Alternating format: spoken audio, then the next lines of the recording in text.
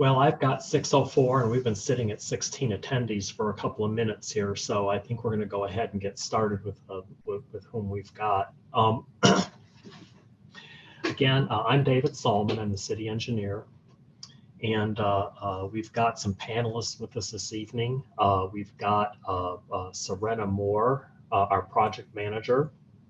I think some of you have probably already been emailing and talking with Serena during this process. From our consultant, Garver, we've got Jake Bennett. He's the project manager at Garver.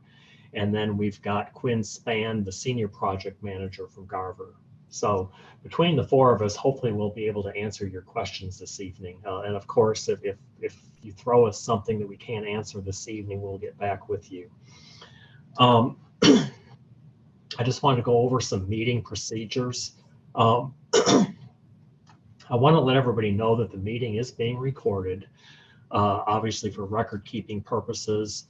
It'll enable us to go back and look at the meeting and review it ourselves. And then ultimately, this recording will be posted on the project website so that any of the residents can go back and look at it as well.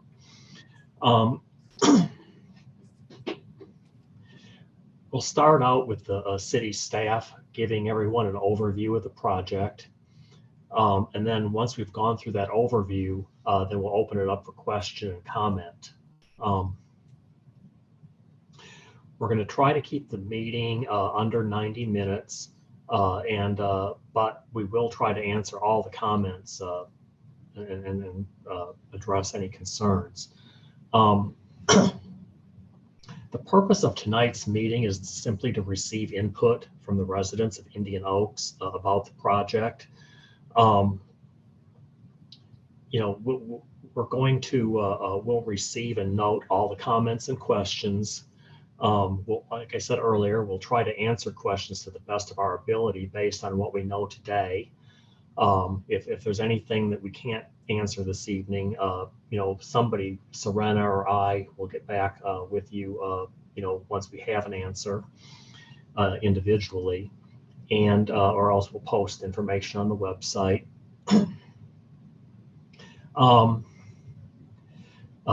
the information this evening will be collated and will provide the city staff direction on how to proceed with the project. Just some procedural issues. I'm a co-host on this meeting, which means I have the ability to mute and unmute people as I need to. Panelists can speak anytime they want, answer questions or whatever. The residents, the Indian Oaks residents are in Zoom language, I guess, are participants. At this point, the participants are muted. What'll happen is once we get to the question and answer and comment section, if anybody has a comment or a question, down at the bottom of your screen, you'll see a little raise hand icon. You just click on that and raise your hand. I'll be able to see that next to your name. And then one by one, I'll go down the list and I'll unmute people who have comments and questions one by one. And then once we're done with your comment or question, then we'll go to the next person. We'll try to take it in order. If you think of something after you've already spoken, just raise your hand again and we'll come back around to you. We also have a Q&A box down at the bottom as well. If you don't feel like speaking, you can type comments and questions into the Q&A box.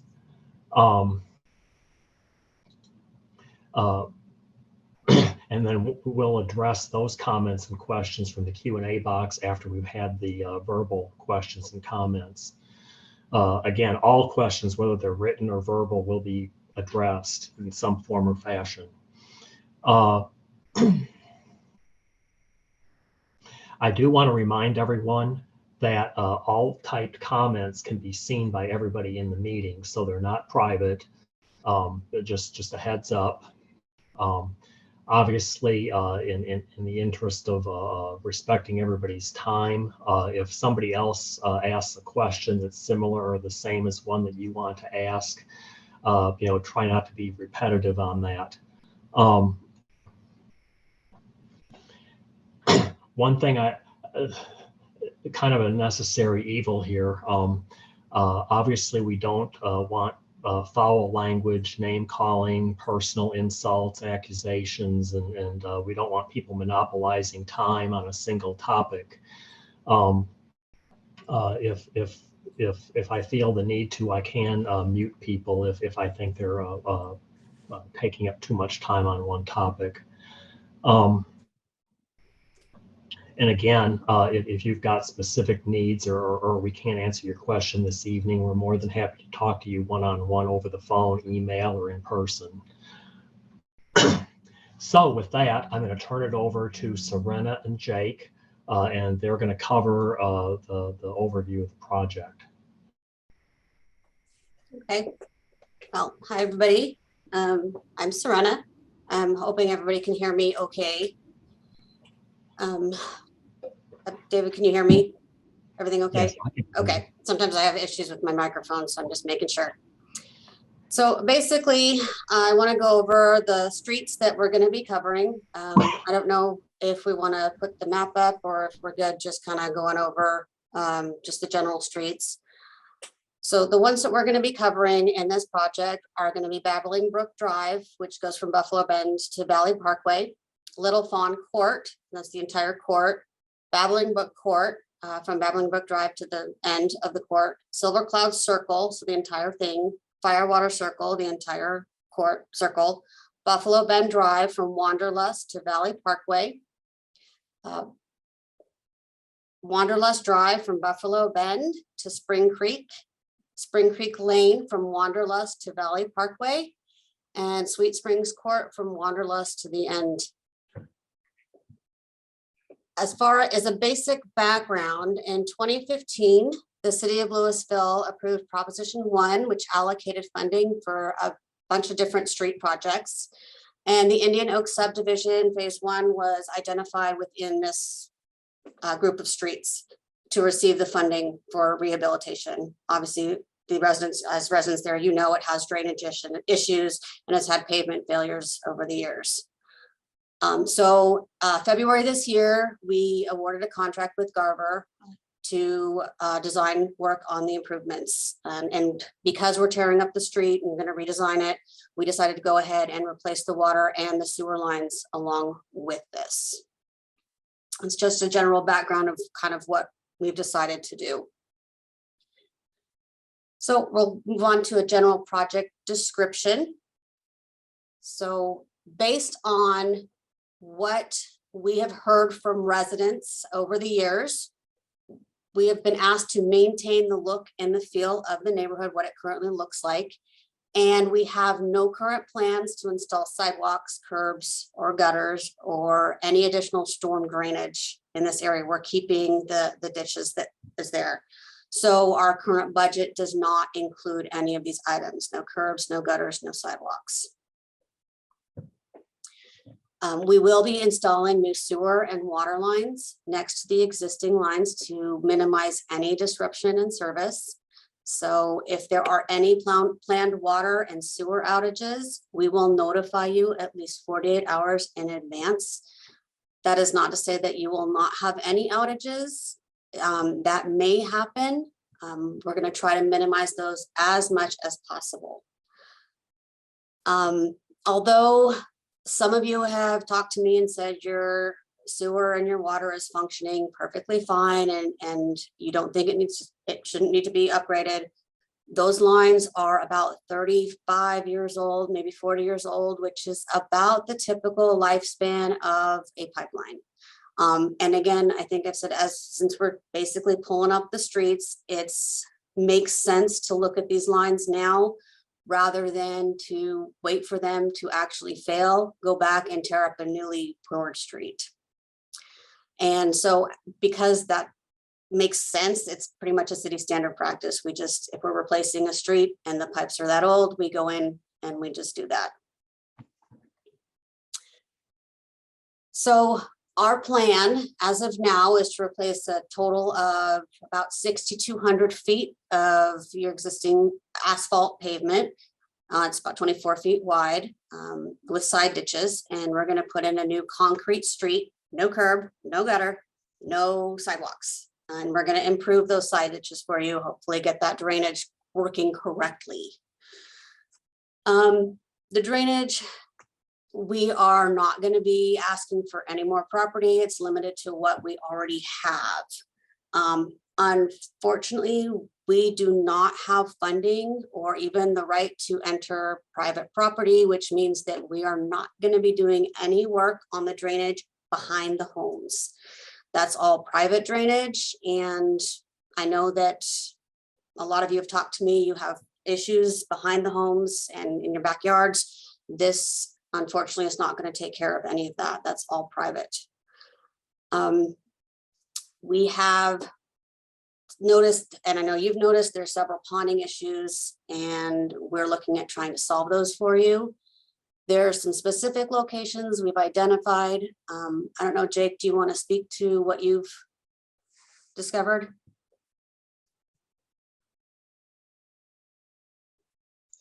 Sure. So there's already a question in here about one of them at 2021 Wonderlust that we're aware of. We're aware of the ponding issue in front of their home. The issue there is a downstream culvert. Just over time, these ditches can settle, and the culvert downstream flow line is higher than the flow line of the ditch. So we intend to improve that with a pretty significant slope, as we currently show on our design plans, of close to 1% in that ditch. So that should resolve that issue specifically, to speak to that question that was asked earlier. The other two locations that we're currently aware that have some significant ponding is at the southwest and the southeast corner of Buffalo Bend and Wonderlust Drive. And those issues are similar in the creation of the problem is that the settling of those ditches, the flow lines of those ditches are actually lower than the drainage inlets that are in the corners. So we're going to solve the problem by lowering the throat of those inlets to allow those ditches to drain into them. So we should be able to resolve those issues as well.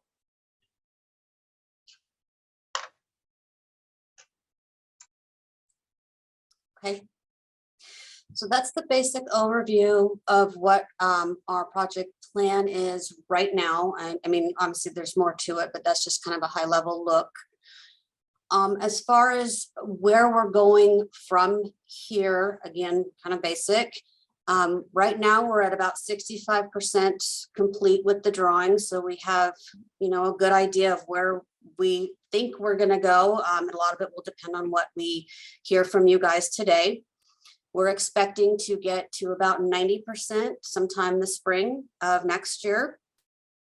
And we're hoping to start construction sometime maybe in the winter of I don't know where we at, probably this summer 2023, I think is when we're looking at, maybe fall 2023. So we're figuring as far as when we start construction, we'll be at it'll be about a year and a half worth of actual construction. This unfortunately is a long process. It's just there's no really way to get around that. As far as the construction, when we start work, we're going to put in advanced warning for you guys. You'll definitely know when that will occur. And this will allow you to kind of prepare a little bit, and traffic will be reduced down to one lane and to allow us to remove the pavement and start the construction. And I'm going to go ahead and let Jake talk. Did you have something you wanted to add? There were a couple of comments asking us to, as we move forward, to make sure that we're showing a map to help the residents understand where we're speaking. Okay. So As we move forward in explanation, I'm going to pop up my screen with a Google Maps image that has kind of some highlighted areas to Okay, help us out. I just didn't want to do that without your. no, that's fine. Okay. Did you want to pop up the map now? Sure. Because we'll be talking about the sequencing, and I'm going to turn it back over to you, and you can Sure. talk about where we're going to go. Sure. So, Okay. are we ready to go to sequencing, or do you have more? Yeah, I mean, we can talk about it. We're going to basically remove, I just basically said we're going to remove, when we do the street demolition, we'll do half the street and then the other half. So you'll still have some traffic flow available. The residents will have traffic flow available to them in some capacity. We'll do basically the sewer and then the water, but I'll leave it to you so you can kind of let them know what streets we're thinking about, doing when. Sure. So let me jump in a second, Jake, too. Absolutely. Go ahead. Just for clarification purposes, we build the streets half at a time. And so when we do that, we leave enough pavement to have one lane remaining, which means the streets will be one way during that time. But there should always be at least one lane of traffic open on every street. The other thing I was going to mention is that on these subdivisions, we typically do not allow the contractor to work on more than 2 streets at a time. We don't want them coming in and tearing up every street at once. So as a general rule, they shouldn't be working on more than 2 streets at a time, so that they don't get too over. They don't make too big of a mess, I guess. So anyway, with that, I'll let Jake get back into the detailed sequencing. Sure.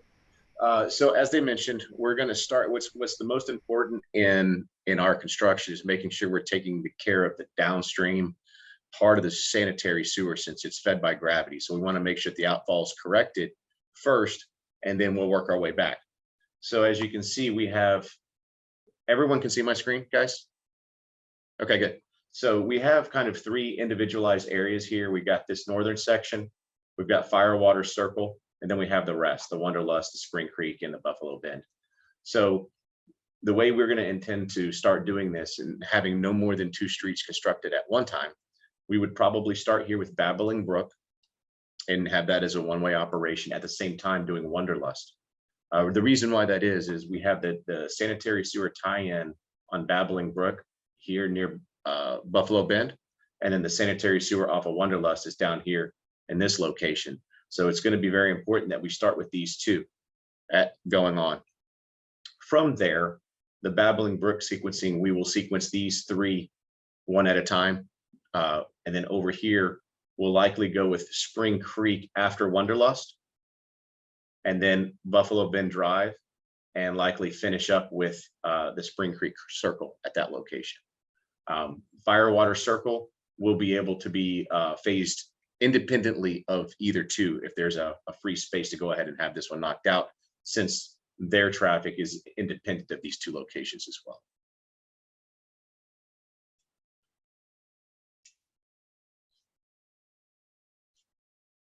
That's as far as they mentioned earlier, we're going to be constructing one side of the street at a time, so we'll have one-way operation. You'll be able to maneuver around your home. Once we move the traffic from one side to the other, the flow will reverse. So from that point, once the concrete's cured, the project site will be cleaned up, the right-of-way will be restored, the traffic barricades and signs will be removed. The traffic will be opened up to both sides at that point in time. We also intend to use high early strength concrete. This allows the concrete to cure faster for traffic to travel on it sooner rather than regular concrete. So it should speed up the construction process for you guys to have full access sooner. There was another question raised earlier about do the ditches and the gradients, the fixes, do they plan to be sodded with the grass type of front lawns, or left bare or rock covered? So Serena, I'm going to explain this. So if I say something wrong, please correct me. But our intent is to match the existing sod out there. And in locations where there is rock, we intend to replace that rock, but if there's a scenario where if the homeowner doesn't want to and wants to go back with sod, please let us know, and we will put that back in plans. We're flexible in those solutions. So that's what I've got for construction sequencing. So I'm going to turn that back over to you now. Okay. So I think, let's see, where are we? Accessibility, parking. So I know parking has been a concern for some, or for probably many of you. When we reduce the traffic down to a single lane, we're going to ask that no parking occur during construction time. But construction usually ends by about between 5 and 6. And then during the construction, you know, we ask that you move your car by 8 o'clock in the morning to allow construction to begin. So you can park on the road when there's no construction going on, so you will be able to park overnight. As far as mailboxes, when your street is under construction, we will provide temporary clustered mailboxes, and the post office will determine where to put those. Your permanent mailboxes will be restored in like condition once the street is completed. So we will put those back for you in the condition that they were in when we got there. Again, the schedule, we're at 60% design. We are expecting to be completed with design fall of next year, construction beginning winter next year. Again, construction is we assume it's going to take about a year to a year and a half from start to finish. And again, we're going to be probably about 2 streets at a time. And what we're hoping to do is, as the utility contractor goes and finishes up the sewer and the water lines, we're going to have the street pavement come in right behind it. So we are just in a continuous flow of work. There's really no easy way to perform this reconstruction. It's going to be disruptive. We apologize. We're asking for cooperation and patience. We thank you for that.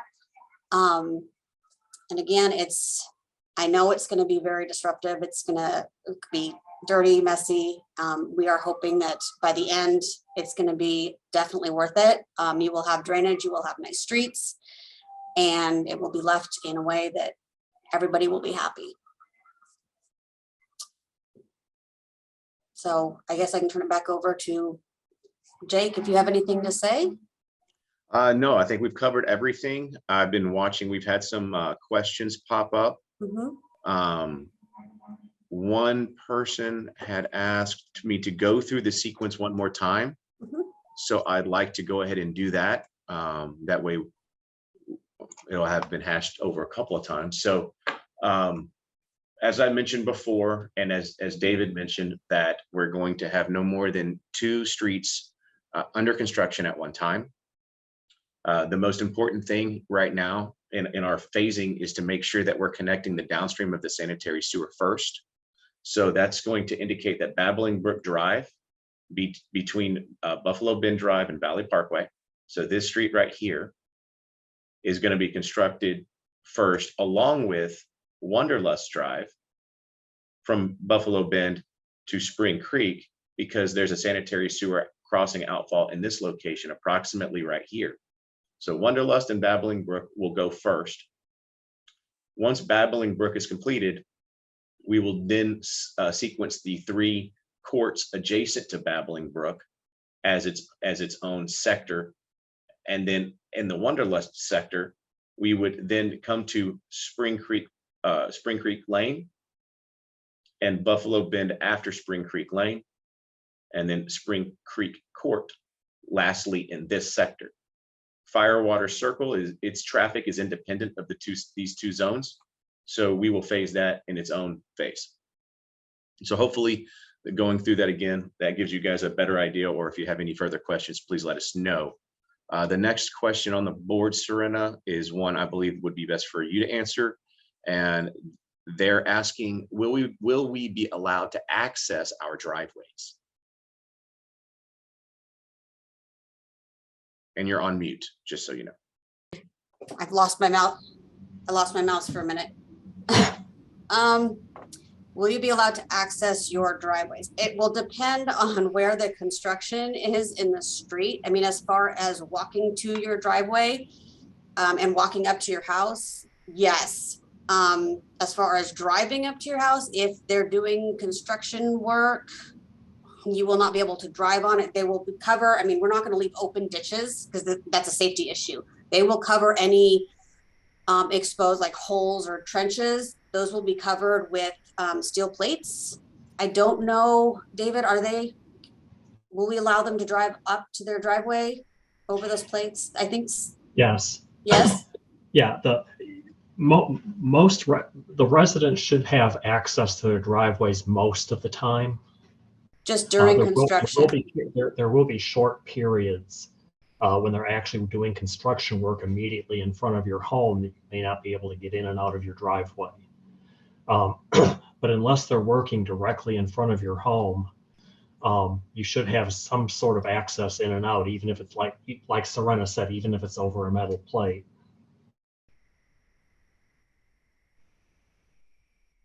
Okay.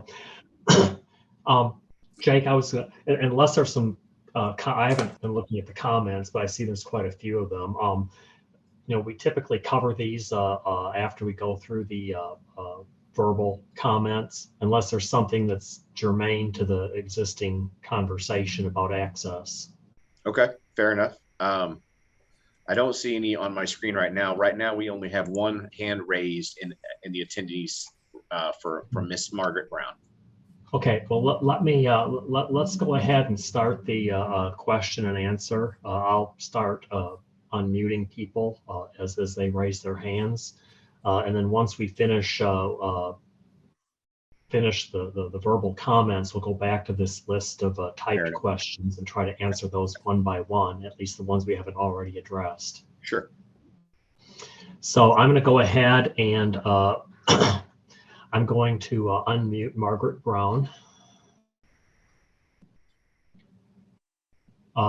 Ms. Brown, you should have gotten a notice that you need to unmute yourself and then you can talk. Okay, can you hear me now? We can Yes, hear you. I can. Okay, great. On Wanderlust, you keep pointing to the area where the sewer line is, and that happens to be my property at 2009 Wanderlust Drive. Yes, ma'am. So the sewer, there's a manhole in the front yard and there's a manhole in the backyard. Is the whole pipe from the front to the backyard being replaced? That big, 6 foot down, huge sewer line that they have to clean out every year. How's that handled? And also there's a big square block drainage thing in beside my driveway. Is that going to stay the same? Well, you've got writing all over it now. Is that going to be replaced for a better one or anything with that? So there's a whole bunch going on in my yard. Understood. Yes. So Serena, do you mind if I field this one? No, that's fine. Okay. So from the city's right of access, they have access to the sanitary sewer in the front of your yard. Mhm. At this point in time, we're going to reconstruct that, I believe. Let me pull up. I should be pulling up the plan, Serena. There's a plan Yep. showing. Okay, I'm going to go to sanitary sewer here. Go pull it up and look. We are going, I know that the plans have not been updated yet, but we do intend on upsizing the sanitary sewer in Wanderlust larger than the current size and tying into the original at your property, ma'am. So, Tying into the original. Okay, carry on.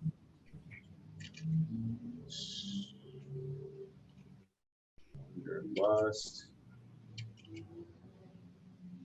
Okay, so your crossing is right here. Here's your manhole right here. So the existing sanitary sewer is in this location where my mouse is moving. Uh-huh. So it's under the ditch closer to your property. And on this street, we're going to relocate this over here. and bring it across and tie in.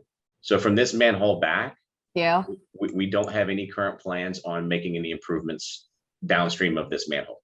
okay, so you won't be tearing up the front and the backyard and bringing down the fence or anything like that to replace that No, main ma'am. main sewer line hole, No, okay? ma'am. And Okay, then, uh-huh, and then the next Well- question you had. Go ahead, David. Oh, I was just going to mention also, we took a look, we actually cambered that sewer line, because it is old. Yes, sir. But obviously we don't like to get into people's yards either. So we cambered that line and it appears to be in relatively good shape. Doesn't seem to be any reason to replace it. And of course, we're not putting pavement over it. So at this point, we think it'll be in good shape for quite a while. And there's really no reason to get in there and start tearing up somebody's yard because it's in pretty decent shape. So I just wanted to make sure you understood that we did actually take a look at it and confirm that it is in good shape. great. Go to the left then on your picture, please, and then you'll see that big square thing there by the driveway. Are those things getting replaced or are they staying the same there by the mailbox? Unfortunately, well, it'll get modified.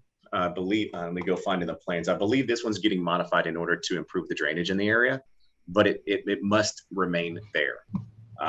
That is where a lot of the drainage is captured and flown. It goes behind your property out to the pond behind your house.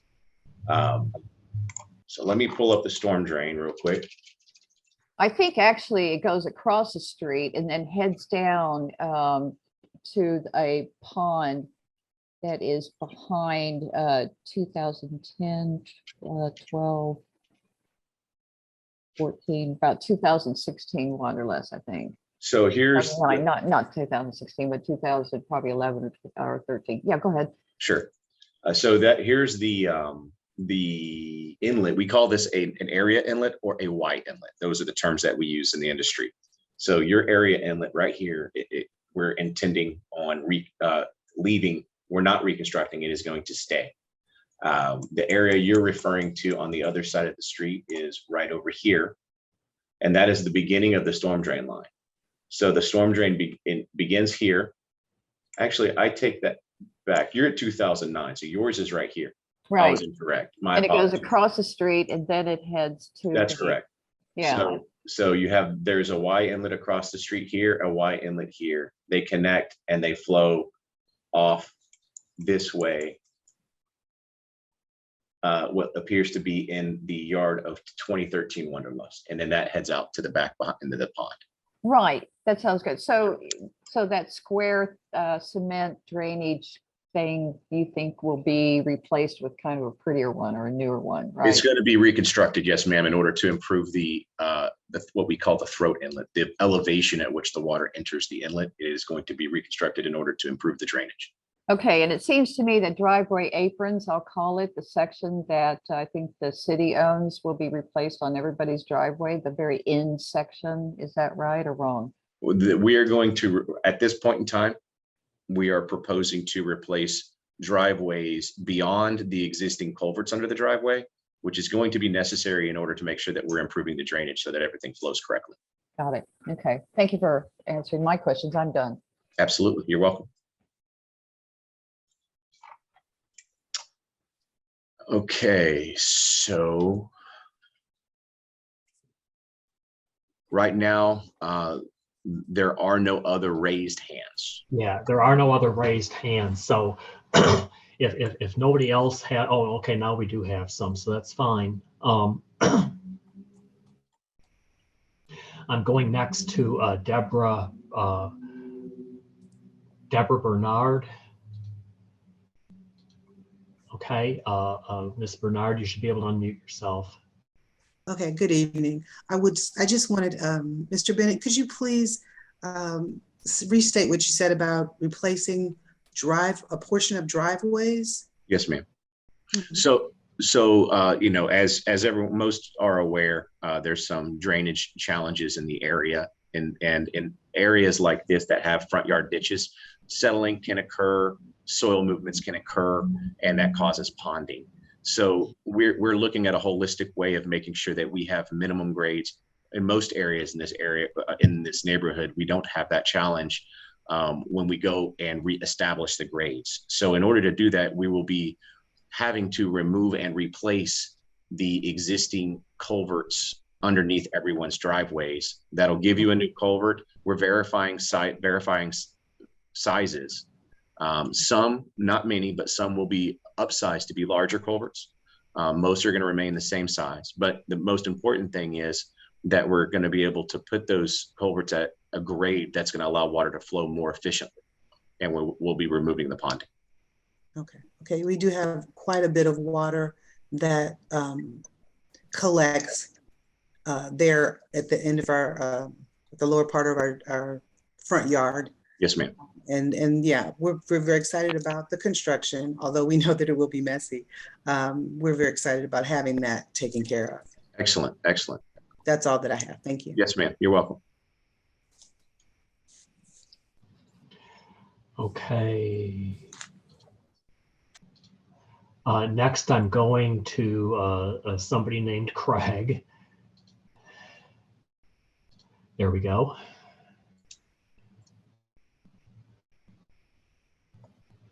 Craig, you should be able to, there you go.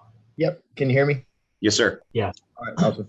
My question is just the same as the last question, or question was around the driveway. So if you're going to replace the approach, and I guess probably the first few feet of the other side of the approach in the driveway, once you replace the culvert, will there be any options at that time for residents to, if they're looking to replace their whole driveway, you know, of course, it'd be at the expense of the residents to go ahead and replace the driveway? Would y'all facilitate that as well, or?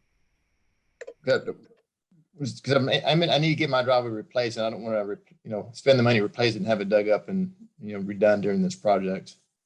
If I could do it all at one time, it'd be better. But I don't know if there have been any thoughts to that scenario. Serena, Dave, I appreciate you guys fielding that one.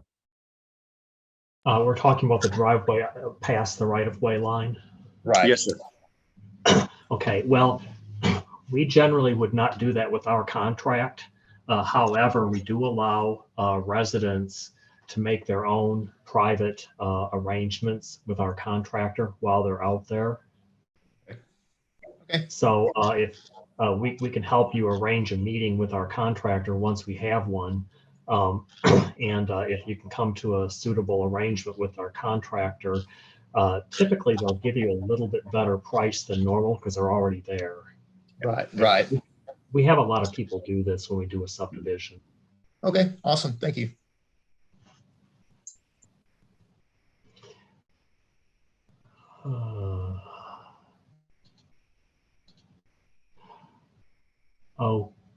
Okay, the next person with their hand up is named Ryburn. Okay, you should be able to unmute yourself.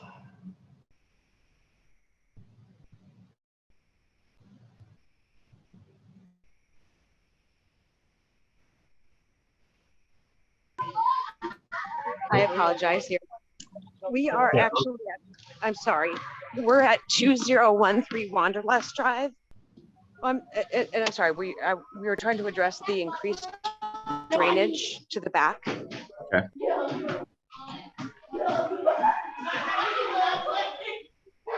I apologize. What we're trying to figure out is, with the increased efficiency of the drainage of all of the work that you were doing, that is going to increase the amount of water and the flow of water that goes back into our yard. And it has already deteriorated the dirt walls of our pond, and an increased flow is going to deteriorate more of our property because of the change in the flow of water that you are creating. Sure. I think that's a valid concern. I think this would be a situation that would be great for us to come out and take a look at the situation and what's happening. To verify, I would say that that the velocities that will be achieved in the proposed condition once construction is completed would be likely closer to what the conditions were when this subdivision was originally built. but I don't want to discount that you're having erosion issues. So I'd like to get my eyes put on it. So if you could contact Serena and myself, and we could come out and see you sometime in the future here soon, and see what's going on. And so we can see what we can do to mitigate that. Okay, perfect. And then out of curiosity, the drainage does flow directly under our yard and through the center of our yard. Is there any precautions or anything that's being done for our property? Because it flows directly beside our house and through the backyard. You said 2013 Yes. Wanderlust. Yeah. So, wait a second. I have an idea. Are you somewhere in this location? I have to put on my glasses. Okay. Yes, we are one house to the left of where you are, I believe. So somewhere in this general vicinity? I'm zooming in. No, we're actually one house to the left of your view. Have to zoom out. We are on the curve of Wanderlust, not the corner, but the curve. Okay. Yes. So let me see. You're looking at the view that I'm showing on Google Earth, yes? Yes. Is this your home? We are off the screen right now. Okay. This side?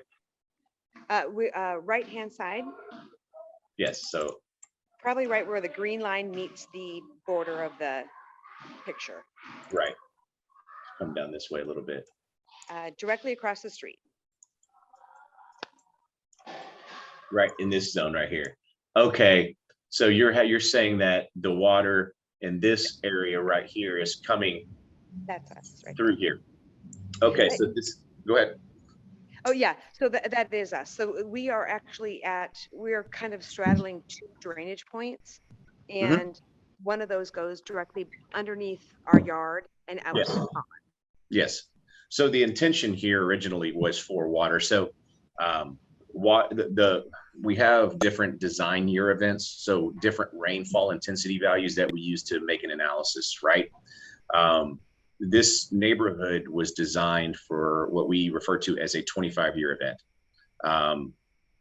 Because of the restrictions in which we are trying to make sure that we're not impacting your front yards more than necessary in order to make the drainage flow well, we maintained a 25-year event because that was what the design is for. So in a scenario that we received rainfall that is more intense than what it's intended to design for, the water has to go somewhere, right? So that is why that happens. In order to solve that problem, we would be looking at a much more invasive process in order to resolve it. So what we will look at, though, what I'd like to do is come out and take a look at it, see what that erosion looks like, because we can do potentially look at doing some local things here to help mitigate that problem. And actually not concerned at all in the front yard. It is the backyard where the pond exit is. Sure. And that was, I'm sorry, I didn't mean to over talk you. Oh, sorry. And that actually has water exiting it at all rainfall. It's Yes. not only extensive amount Sure. of rain. Yes. So yeah, I guess yes. Can you come out and look, because I guess it does sound like the volume of water that is going to be coming out. We've already probably lost 3 feet in our backyard. Okay. Let's put our eyes on it and have further conversation. Okay, perfect.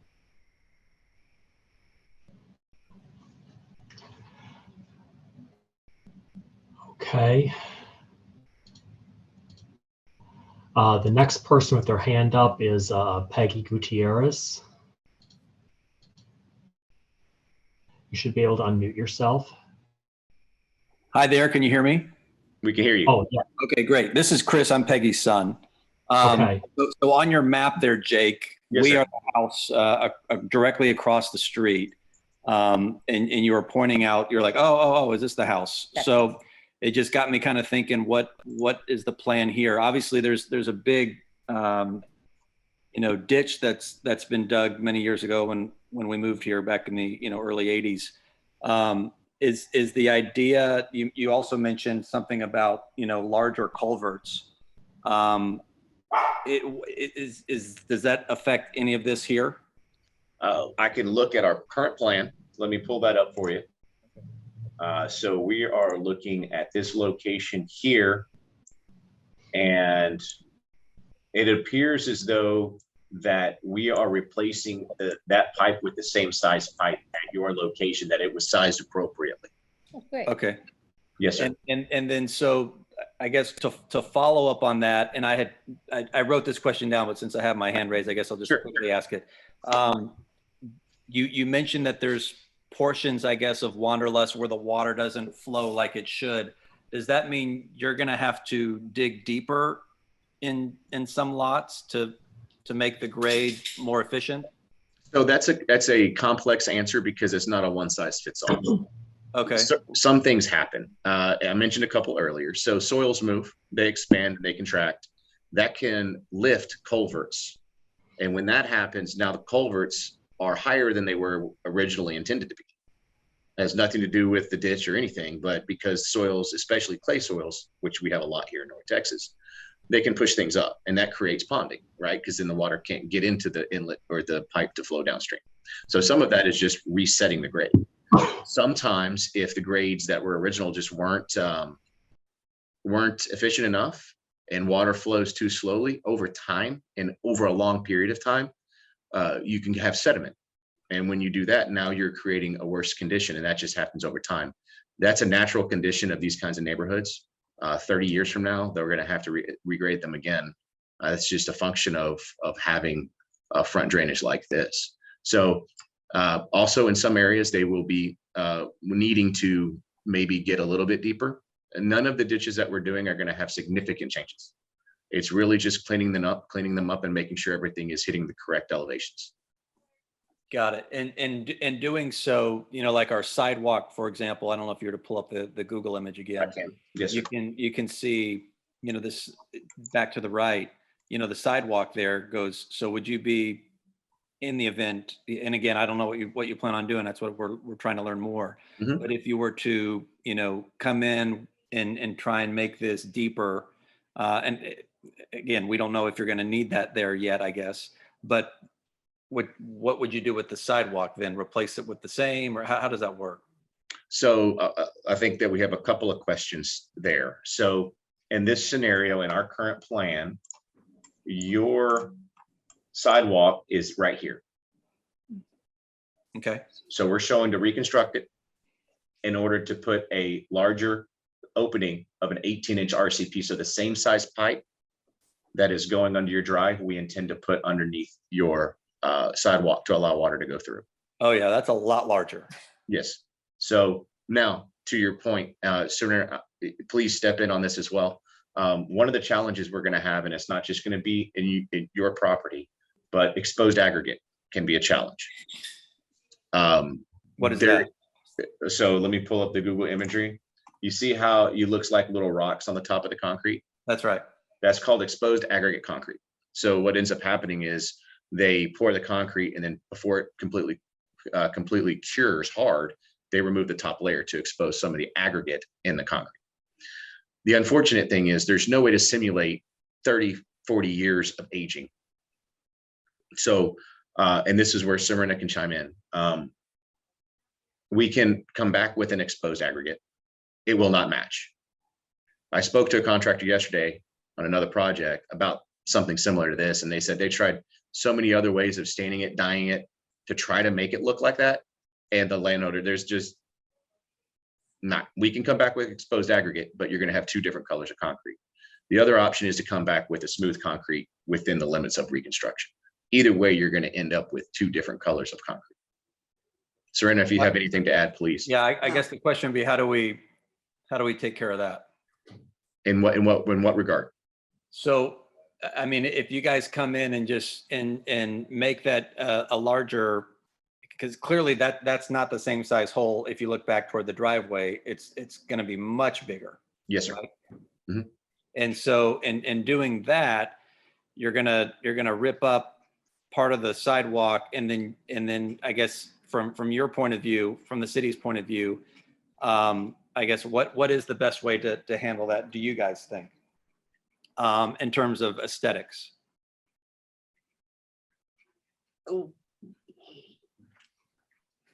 we would, this is where it gets a little sticky. Right. Technically, that walkway is in an easement. And so we would ultimately, to get the drainage, remove the walkway. And at that point, it would be up to you as to choose which you would prefer us to put back in, knowing that we would not be able to get an exact match. There really is no other way for us to get that pipe through. I mean, even we can't even bore underneath it. There's literally, we're kind of stuck here. Yeah.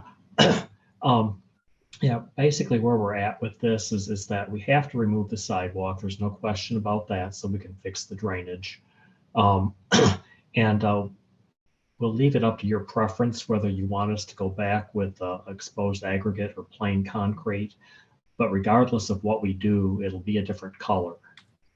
We don't mind doing either. The exposed aggregate will probably be a little bit more expensive for us, but I don't care about that. The main issue is that we just want you to know that regardless of what we do, obviously it's going to be brand new concrete. It won't be brown. It'll be more of a gray color.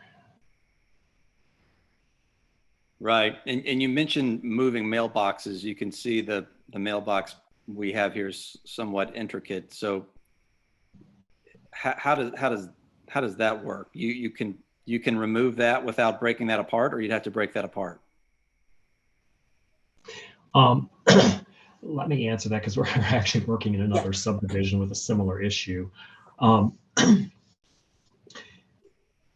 course, every mailbox is different, but this one looks like it's pretty extravagant, especially with the planters on the side.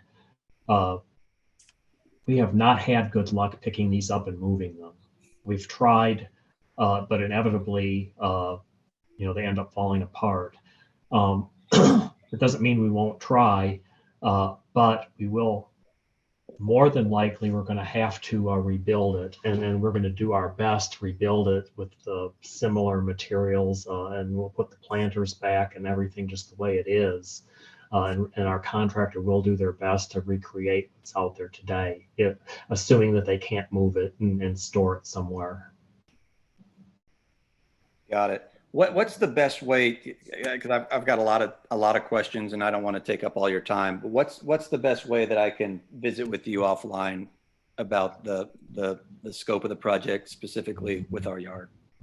I think if you make an arrangement with Serena, if she wants me to sit in, then we can just set up an appointment and maybe talk like this over over the computer, or if you want to come in and visit with us, we can do that, or we can meet you out on your yard and talk about it, whatever's most convenient. Okay, that's great. And you so can either call ahead, me or email me, however you want to get in touch with me, and we can set something up. That'd be awesome. Can I get your email address real quick, Serena? I'm sure it's my first name, it's S Moore, Moore at cityoflouisville.com. Serena, you could just put that in the comment section and then everybody see it. Yeah, I guess that would make more sense. Awesome. Thank you all. Thank you for your time.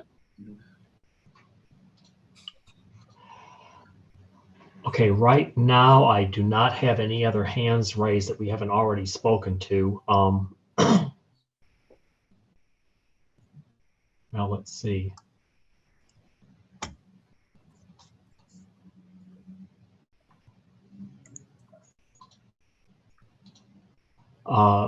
Ms. Bernard, did you have any other questions? I see your hand is still up. Sorry about that. I did, actually, I think I typed in a question earlier. I understand that the full project is supposed to take a year to a year and a half. Do you all have any idea about how long a particular street might take to do the construction? Once you guys begin construction on a street, about how long might it take to complete construction? Well, I'll field this and have a discussion here. There's a lot of variances with that, right? So the length of the street is one of those things. That's really going to be the number one driver, is the length of each street. And the longer streets, I would anticipate, and this is where this is not a guarantee, Right. is if there were sunny days for 6 months in a row, I'd probably say somewhere between 4 and 6 months for the longer streets. Okay. The fact of the matter is, probably going to get some rain. That's going to create some delays. So that's, we put, even when we do this, we have to do our best, just like you're asking, to make an estimate and hope that everything goes well. We put some time in there for some unforeseen circumstances. I had a project a couple years back on an alley. We had significant rainfall and it got delayed for 6 months. We ended up having to change the entire paving section just so they could finish the job. So those are things that are out of our control. But the longer streets, I would say, are probably going to be 4 to 6 month timeframes, because we are doing utility for sewer, and then we're going to do utility for water, and then we're going to do paving on one half and then pave the other half. Okay. So, yes, ma'am. Okay. Thank you very much. You're very welcome.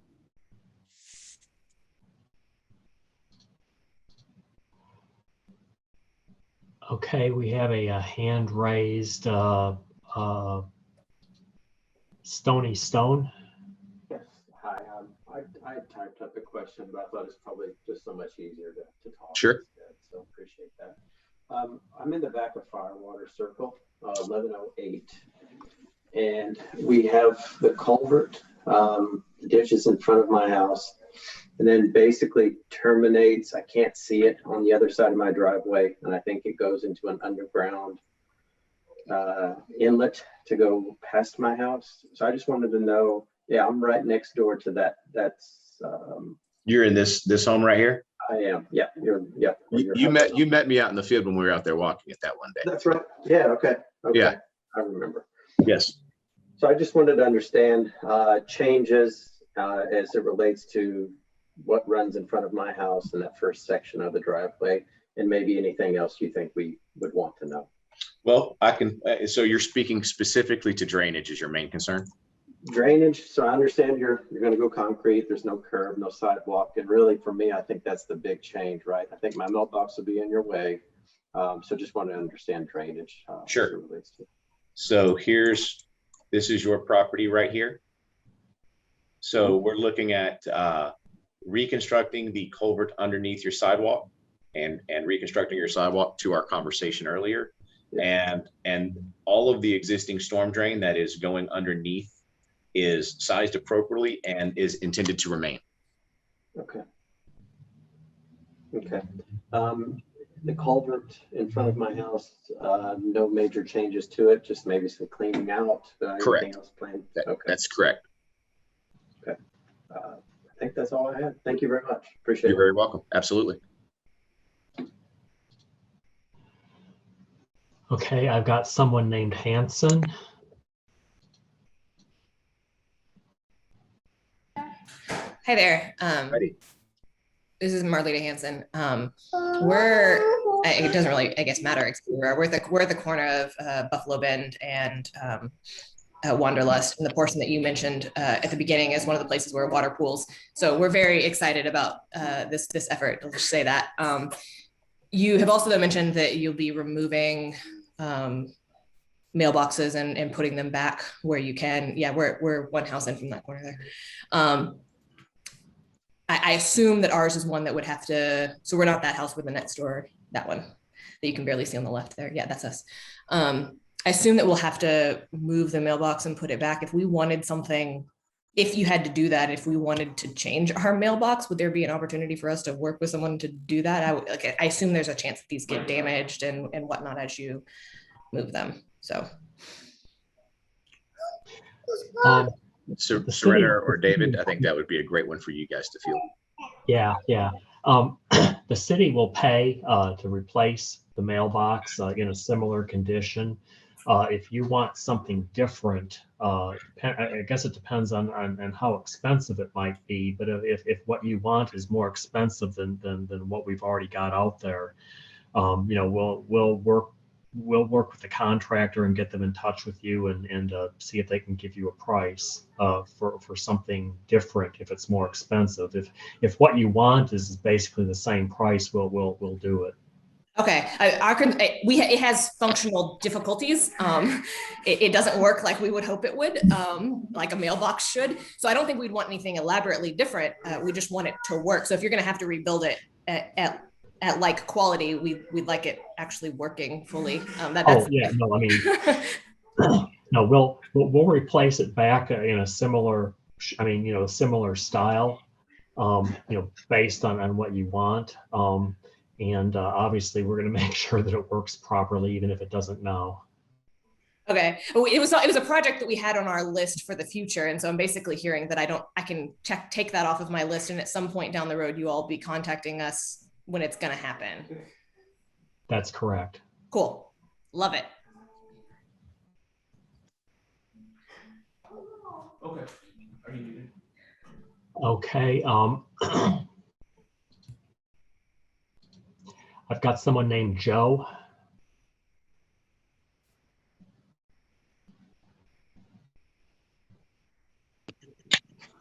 Hi there. I'm new to the area, just purchased a house this year, and was wondering, I put a question in the chat, the pond that someone else was talking about that is from the Wanderlust side, is that the same as the Babbling Brook Drive pond?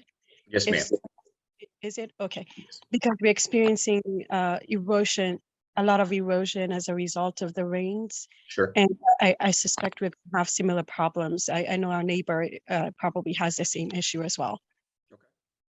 I think that this would be a similar response to the previous one, that this would be one that we'd like to come out and take a look at and have a conversation with you.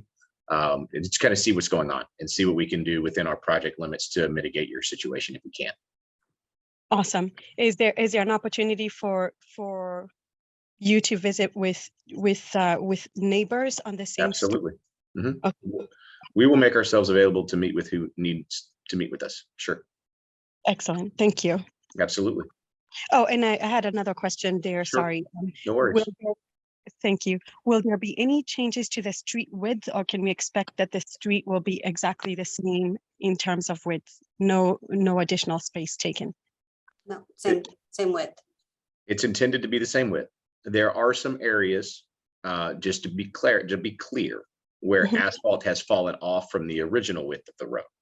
So, but it is not intended to be widened at all from its original condition. Got it. And then, do you typically start at the ends where you have a main highway like Valley View or Valley Parkway, or do you start in the inside of the neighborhoods when beginning a long street? That is typically up to the contractor if they want to start in the middle or on the ends. Now, in my personal opinion, it is typical to start on an end, but it won't be directed to them as to which, because they're going to have a better understanding how to make the construction go as quickly as possible, better than I can.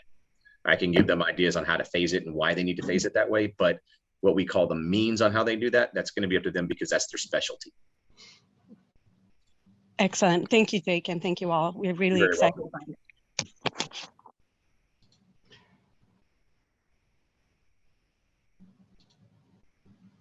Okay, Craig, I see you still have your hand up. Did you have another question? Okay.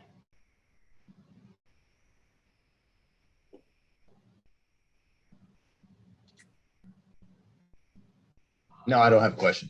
Okay. Gordon Toddy is next. Okay. I have a question back on Buffalo Bend. I'm at 2023. And when our house was built, we have a 12-foot wide culvert, and we'd like to get to a 16-foot wide.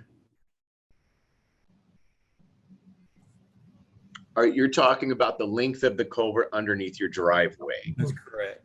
We're okay. kind of in the middle. I was like, man, that's a wide culvert. But yes, all right. So to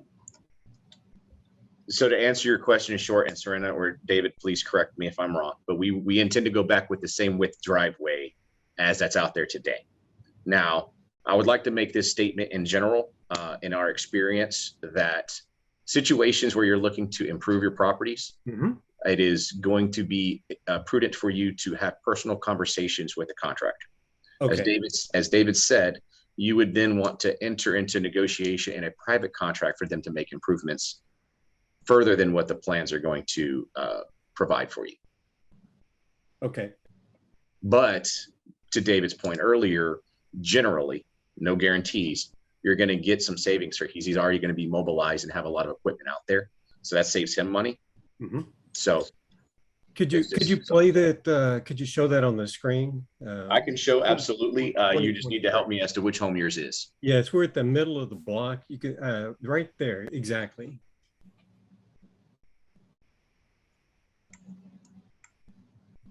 Is this you? That's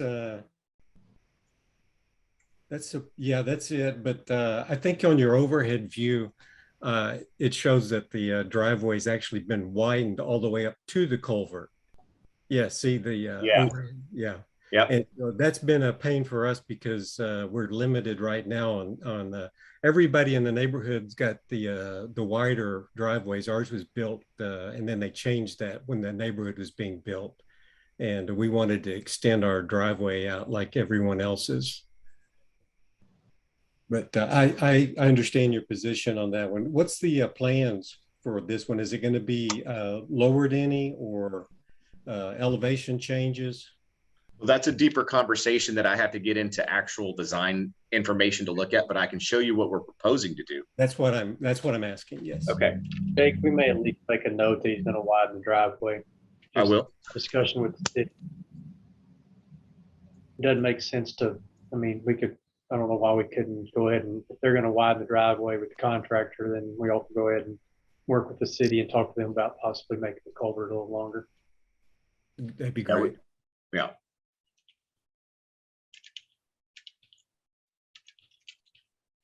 Getting there. Buffalo Bend. That's correct. Buffalo Bend, 2029. Oh, it's down here. I'm in the water. I'm trying to get to storm drain. Sorry, guys. I lost my place.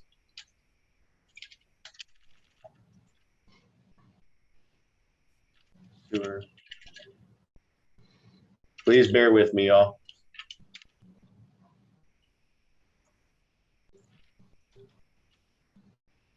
Buffalo Bend. There we go.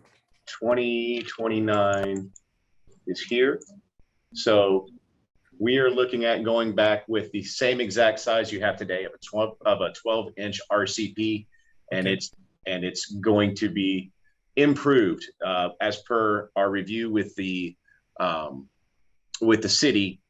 They have a minimum grade, and so as of right now, we had a grade of pretty shallow, pretty flat, but we had a steeper grade ahead of you. So we're going to improve this in order to improve the water flow through your driveway in our next revision of plans. Okay. And that's the same that applied 2023 was my residence. It's the same. Oh, my apologies. I thought it was 2029, 2023. Down here. 2023 is here. Oh, that makes a lot more sense. There's your little wedges of concrete. That's correct. Okay, so yours is same thing, 12-inch, same size as you have today, but we are exceeding minimum grades. So it's going to be pretty similar to what you have today. Okay, good.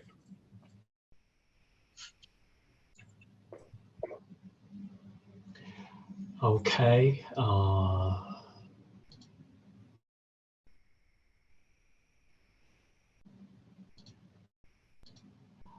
Okay, the next person is Heather.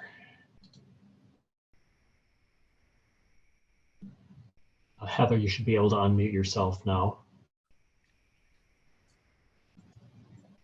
Hello? Yes, we can hear you. Okay, I know she addressed it at the beginning and already kind of wiped her hands out of not improving the flow of water behind Wonderlust Drive where 2035 Wanderlust Drive. Couldn't catch it. Sorry, 2035 Wanderlust Drive is where I'm at. 2035. Okay.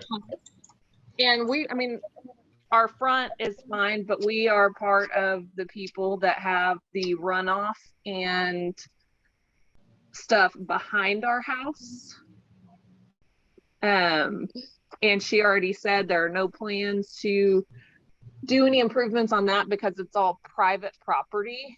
And I'm trying to, I mean, it's all our property, I guess, but behind the house, there's a giant culvert that runs underneath the road, and it's water that runs off the road, runs into the ravine behind us, and that ravine ultimately goes to the pond that's between Wanderlust and Babbling Brook. How is that not any sort of the city's responsibility back there? Well, I'm going to make a point on the drainage to your point to give you an idea of where the most of that water is coming from and why that's not part of this project. And then if Serena wants to add to the rest of your point, she can. Okay. So, I understand your predicament because there's a very large culvert that outfalls just upstream of your home. Yep. All of that water is coming from this area of the subdivision. These two, there's two inlets here, and then it snakes around this way. Yep. And comes out. Yep. This zone out here has nothing to do with our project. Okay. So even if we wanted to do something to improve that flow, that's eroding your property back there. That's not part of the zone of this contract. So I just wanted to make you aware of that. So beyond that, David and Serena can make a point if they need to. Yeah, let me jump in a little bit here. Jake has alluded to some of the other folks that have this issue that we can do stuff within the limits of our project that can help slow the water down. But we're not going to go back into that private drainage off the roadway and start making improvements to the creek or to the pond. I just want to be clear about that. We can do stuff in the right of way that can maybe slow the water down and help make it less erosive. But that's going to be the limits of what we can do with this project. I just want to give you an example. We have residents that live in subdivisions that are roughly the same age as this one that back up to Timber Creek, which is a huge creek. When those developers platted those subdivisions, they ran the lot lines down into the middle of the creek and there are no easements. Some of those people have really bad erosion problems, but it's their private property. And the city really has no right to go back there and do anything because we don't have an easement, we don't have a right of way. I mean, it's private property in a very similar situation. So we generally do not get involved in these issues where it's private property. And frankly, I mean, something like that would be so outside the scope of this project that, I mean, the cost would just be, well, I mean, for me, we're at the beginning, so it's not so much the erosion on our end, it's the ponding of the water and the mosquitoes and all of that because it doesn't flow. Yeah, that's normal in a string. Well, okay. Yeah, no, I wish I had a better answer for you. I really do. I wish I did. Okay. But if there's something that you want us to put our eyes on to look at, we can. But as David mentioned, out there in the private properties, there's not a whole lot we're going to be able to do as part of the scope of this project. All right. Thank you. Yes, ma'am. Okay.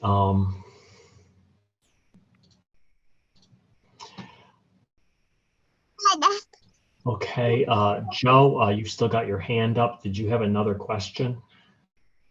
I did. So on the corner of, actually the address is 1102 Babbling Brook Drive.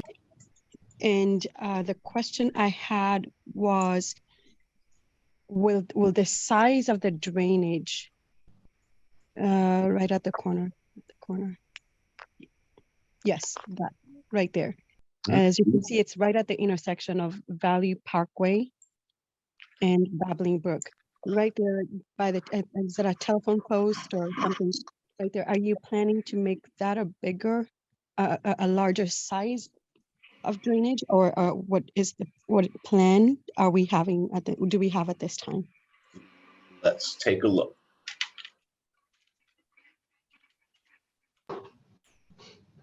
Wanderlust, Firewater, Babbling Brook, 1102. At this point in time, we look to make sure that we're going to regrade that ditch at a different slope, but that the inlet here has been sized appropriately for your amount of water for the event in which it was designed for. Okay, and the culvert will also be the same size? Yes, ma'am. Okay. Okay, just checking. Thank you. You're welcome.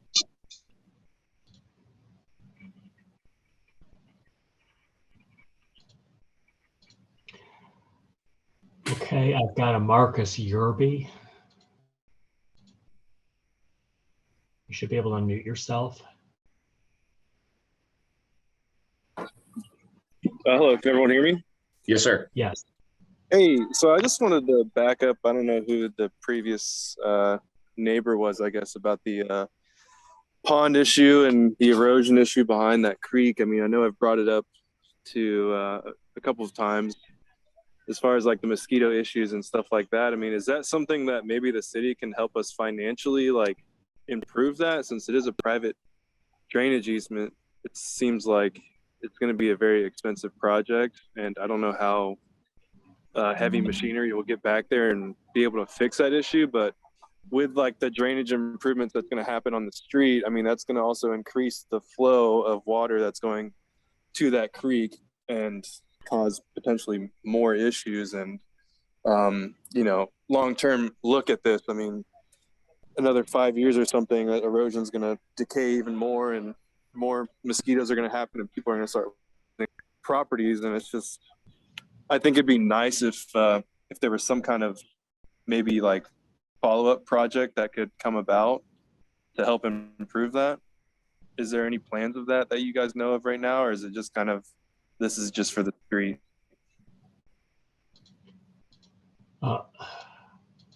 Sorry,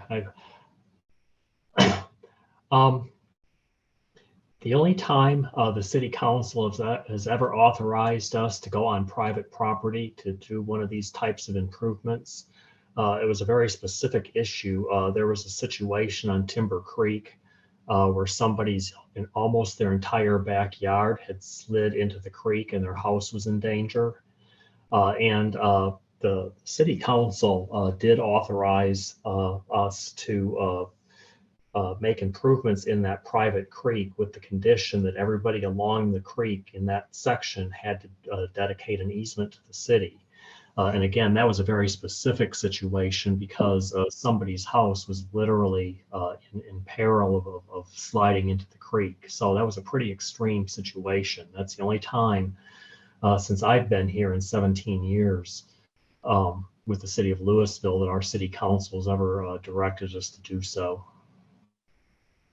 Okay, so it'd have to be something pretty significant like that to get assistance. Okay, because I know I previously reached out in an email, because I'm a new resident. I mean, we've been there for a year, and the mosquitoes are heinous. I mean, honestly, it's not enjoyable to be outside because of it. And a lot of it has to do with the standing water behind the creek, not the front. But I mean, hopefully there's something that could do about it. But I heard there may be some kind of assistance if we enroll in that program, but to get a whole neighborhood on board with participation could seem a little bit harder than imaginable. But second question. So as far as the gradient improvements for 2021 Wanderlust, it seems like there'd be a pretty significant change in that gradient because we don't have any drainage lines running down to the creek, to my knowledge. So 2021 Wanderlust? Yes. Oh, yes, that's the corner. Right. Yes. Yeah. No. So your water out in front of your property is actually headed to the area we spoke to earlier in around the 2013 Wanderlust with the area inlets down this way. So yes, there will be some changes in grade in here to make sure that we're making that all work. Okay. So how much higher will that be from what it currently is? I mean, because our driveway is pretty in line with the level of the street. I mean, I would imagine it'd be pretty significant because of the change that's going to happen to all of the houses all the way to the right of there. Sure. To be able to get the water movement to actually go that direction. As I mentioned earlier, to get into what the existing condition is versus proposed condition, that is a much more difficult conversation to have on this platform. So I think that should be something we discuss on the side so that I can give you a better answer and dedicate the time needed to explain to you. Okay. Is there, so I know that we have said that we'd meet on the side to a few different people. Is there maybe like an in-person meeting? Maybe just the centralized issue houses here on Wanderlust can maybe get together on one specific day to coordinate all that? Sure. That'd be up to you guys to coordinate a date, get with Serena, get with us, and we'd be out there and meet with you guys. Okay. I don't know how to get in contact with each one of the previous neighbors that were discussing it. I don't know if Serena could possibly compile a list of who participated in this on the street. Maybe we can get in contact with each other and discuss a little bit more.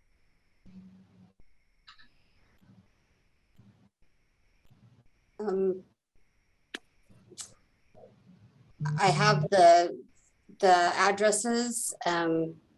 Unfortunately, I don't have a way to contact everybody. Probably the best way would be for all of you to contact me, and I can send out an email.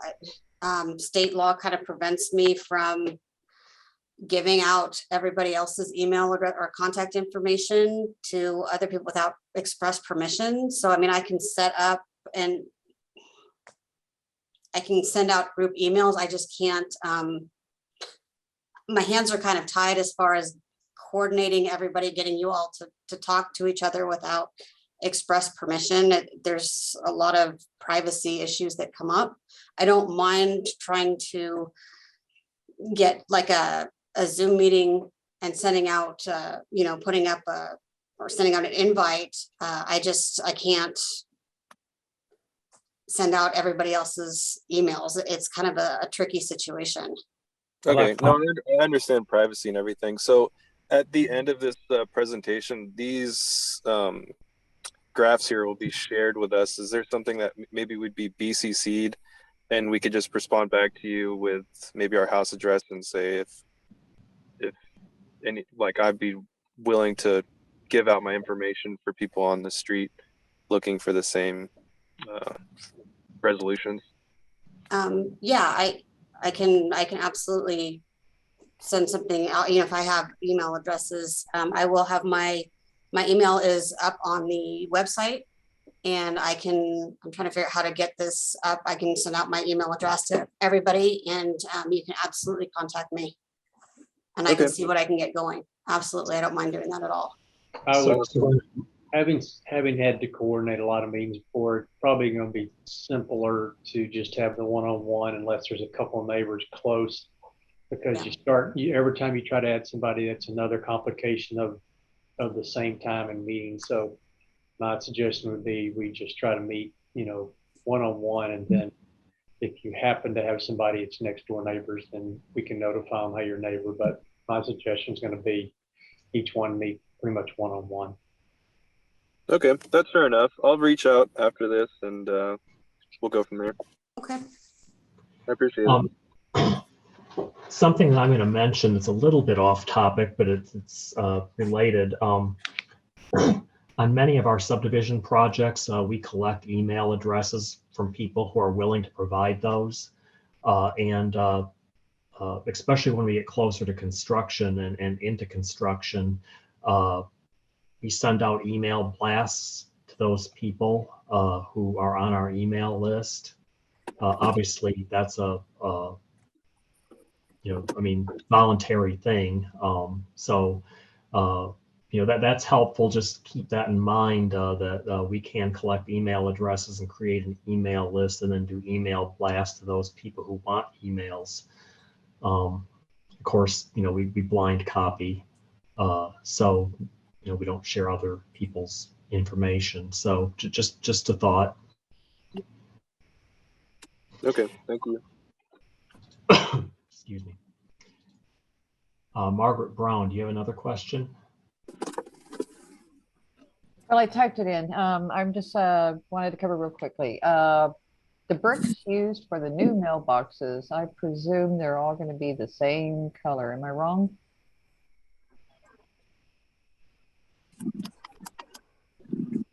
Will bricks be matched with the bricks that? Yeah. Yes. I mean, how are you going to? I can't imagine how you find brick colors, but that's cool to hear. We do our best. I mean, okay. Let me just say that we will do our best to match brick colors. They may not be exactly what you had before, but they will be close. We won't use just the same brick for everybody's mailbox. Okay. And Serena stated that people will be able to park on the side of the road after in the evening. But I'm thinking, my gosh, that's only half of a road. Then you put a parked car on there. How are we going to get around it? But I was just thinking logistics here. Well, yeah, and it may not be possible. It's just that, in the evenings when the construction equipment is out of the way, there may be some room for some parking. Okay, that's really all I was just thinking. Thank you.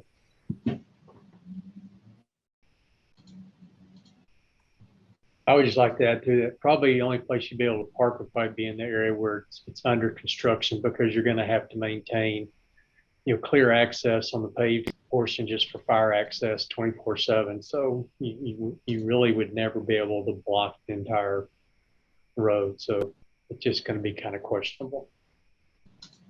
Okay, and then looks like we have another comment from Joe. Thank you. So this one is a tiny bit off topic.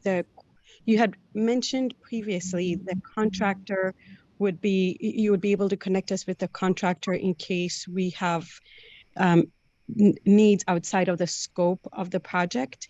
How do we get that contractor information? I think we had some neighbors interested in discovering what the process of updating our sign would be. We don't have a contractor at this time. No. You don't have one yet. Okay. There will not be a contractor assigned to this project until the design is complete. Right. There will be a bidding process, at which point in time after the bidding process, the contractor will be selected, and then they will get started. At that point in time, once we have contracted with the contractor, that's when something like that can take place. Yeah, and we will let you know when that happens. Thank you. And how would you like us to share our email addresses? Just email you or just put them on the chat now? You can email me. Sounds good. Thank you very much. You're very welcome. Okay, I think we've got everything verbal. I'm going to open up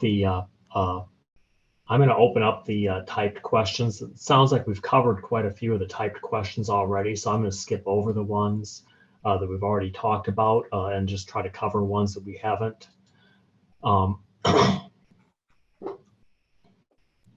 Okay, so the first one is from Marcus Yerby, and I believe we've addressed that question. Yes, next one was about the showing the map, which we've done. Map. Okay, we talked about sodding the ditches. We've talked about the sequence. We talked about the driveway access.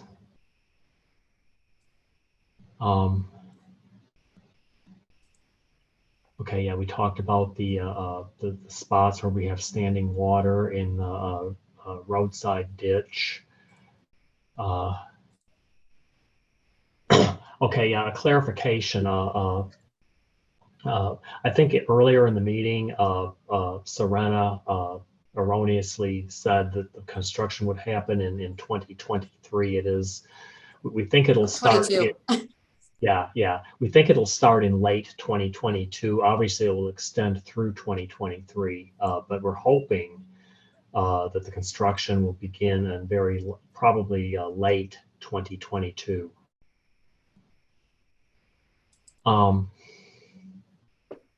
We talked about the street width, they're not changing.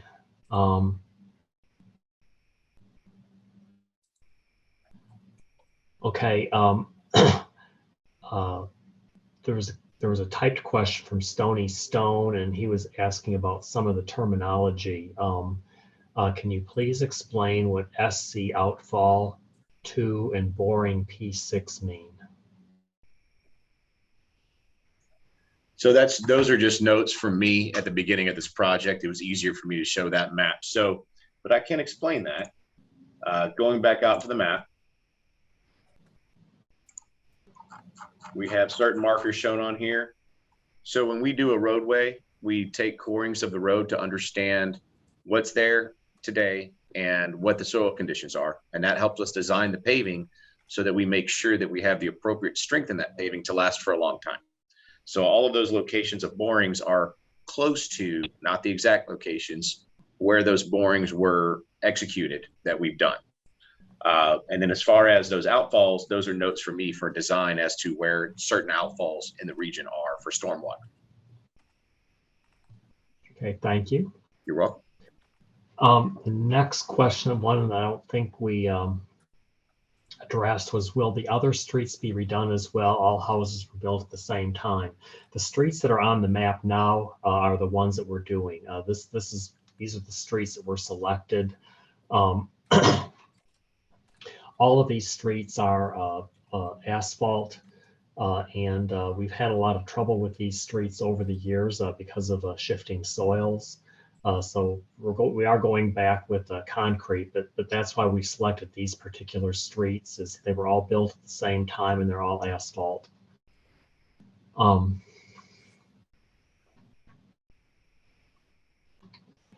Let's see, Linda Lyles. Okay, we talked about the driveway approaches being rebuilt along with the drainage culverts.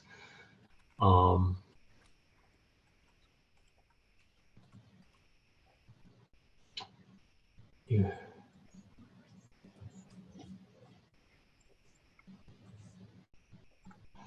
Okay, let's see. If I could just interrupt very quickly. Go ahead. There's a couple of questions I just answered, and you'll see it in the answer.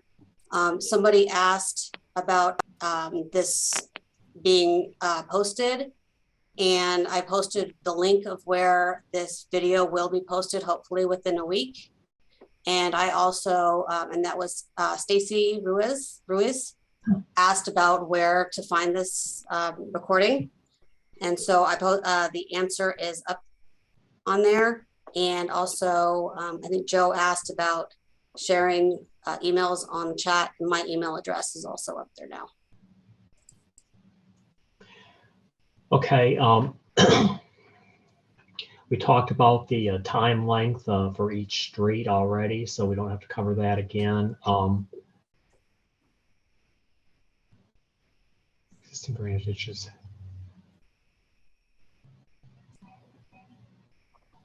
Let's see.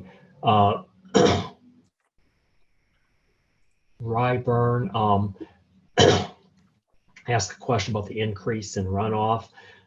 Really, there will not be an increase in runoff. If anything, there might be a small increase to the velocity of the water, simply because we are fixing the ditches.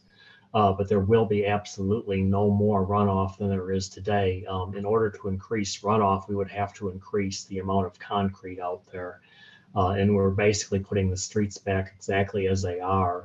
So we're not increasing the impervious surface at all. So the volume of water won't be any different. There may be a slight difference in the velocity of the water because we are fixing the ditches. Can I add to that, David? Yes. So in supplement to exactly what David said is exactly right. And to further dive into the improvement in velocities, you're really only going to see those in very small events. Once the water gets deep enough that it's no longer touching the grass, then that velocity is what it is, and that's going to be what it is when this is done. So what the velocity is today in a higher event, and that velocity is really not going to, it's driven by the elevation of the water and not so much the grade of the ditch, is really what I'm trying to get at. Okay, thank you. Deanna Costa has a comment. Apparently she's got a water filtration system that's been installed in the front yard, apparently just behind the water meter.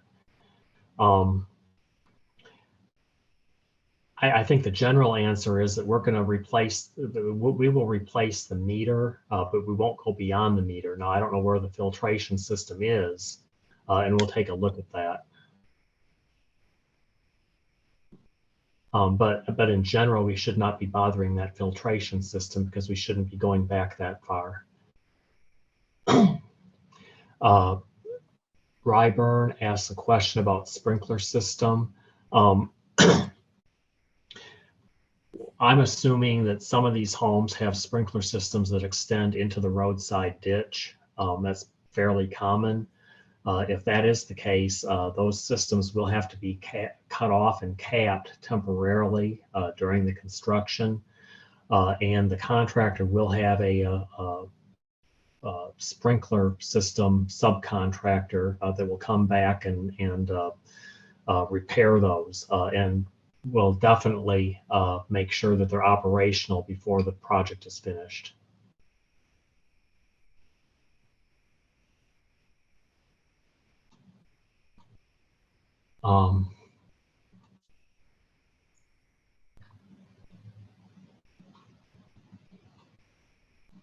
Let's see. We talked about the pond. Okay, that's the same thing. Okay, could trees close to the ditch lines be impacted by the construction? I think we are going to have a few trees, Jake, that may have to come out. Is that? We haven't gone back yet at this point. We wanted at their preliminary design phase, we wanted to have the plan to the point where we felt like we all were in agreement on how it's going to be done. Moving forward, after when we start rolling back onto the next phase of the design, we're going to go back out and look and see if there are trees to be impacted. But as part of the original design, if there are any, there's intended to be very few, if any. Okay. So we talked about the brick boxes. We talked about when the Zoom call will be posted on the website.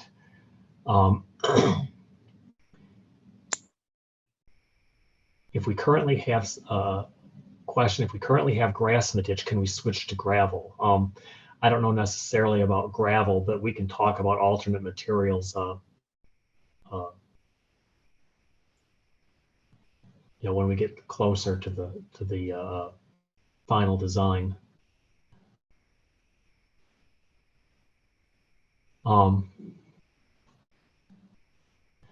Are the phone lines, electrical boxes planned to be buried or replaced? I think in general, no, although, some of that will be up to the utility companies themselves. Jake or Serena, do you have any comments? Me specifically, no. A lot of times we're going to identify conflicts. We're going to notify utility companies. But at the end of the day, those pedestals, the vaults, the boxes, those are not owned by the city, and they're not owned by anyone except the utility company. So they're the ones responsible for what they are and where they go. Yep. That's basically what I was going to say, is as we get closer, we will we have identified a subsurface utility, we call it a SUE, engineering or whatever, but I think right now it doesn't appear that we have any major conflicts. That doesn't mean that nothing will get hit when the contractor is out there, so that is something maybe to be aware of. As far as the box, I'd have to get together with our utilities coordinator here, and he'll be able to let us know, but we're not quite at that point yet. But I don't think there's anything that we saw that's going to be in the way. And unless it's in the way, typically the utility companies don't tend to do anything. Okay. Well, I'm down to the end of the typed questions and comments. And I think we've covered everybody that was on the, that had their hands raised. So just, I guess one more, looks like we're at the end of our meeting here. I just want, if there's any last minute comments or questions, this is the time to do it. Otherwise, we're going to close it up. And again, we're available. We are available to talk individually. Serena has provided her email address. So if you think of anything after the meeting, send it to Serena and she'll get the correct people involved and answer your question. Again, we have a web page specifically for this project that we post information on, and we do update that. And again, as we get closer to construction, we can put together a email blast group for people that are interested in that as well. We're more than happy to come out and visit with you at your home if you want us to look at a specific issue, or we can talk on the phone, email, set up as another Zoom call with individuals, whatever is comfortable for you. So anyway, I appreciate everyone being here this evening, and thank you for your time, and we'll be in contact as we proceed with this. So with that, I'm going to go ahead and close the meeting. Thanks, everyone. Have a great evening.